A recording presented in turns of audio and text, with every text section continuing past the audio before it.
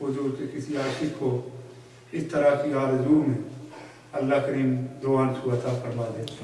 सुभान अल्लाह। इस बात में आता है कि किसी भी अहले मोहब्बत से अल्लाह के खौफ से किसी की आंख से निकला हुआ वो आंसू जो मक्खी के सर के बराबर हो, अल्लाह करीम उसकी जिंदगी के सारे गुनाह को धोला। अगर कोई बंदा सरकार के इश्क में, हुजूर की मोहब्बत में, इन महफिलों का एक यही फ़ायदा होता है कि हुजूर के इश्क में, हुजूर की मोहब्बत में अल्लाह करीम अगर कबूलियत का वो वक्त अता फरमा दे तो ये यकीनन किसी मोमिन की मेराज होती है। हमारी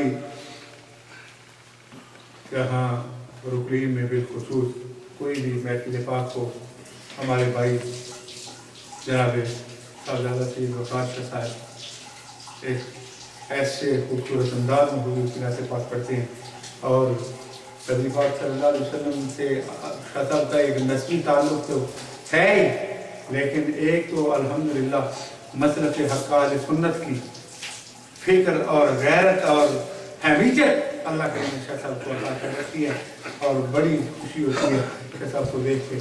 अल्लाह करीम शाह साहब को चेते कामिला अता फरमाए। मैं अल्लाह शाह साहब तशरीफ़ फरमाएँ से मुल्तमिस हूँ कि तशरीफ़ लाएँ।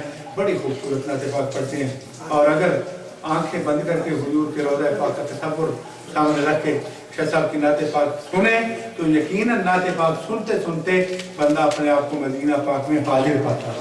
मुझे लगता है जैसे हम हुजूर के रोज़ा पाक के साए तले बैठ के हुजूर की नात पाक सुने। मैं जनाब मोहतरम शाह साहब के मुल्तमिस हूँ तशरीफ़ लाएँ और हुजूर की नात पाक में सुनाएँ। अभी मेरा रब्ता हुआ इंशाअल्लाह चंद मिनटों तक हुजूर की तफसीलात पहुँचने वाले हैं तो मैं शाह साहब से मुल्तमिस हूँ तशरीफ़ लाएँ। नारा तकबीर।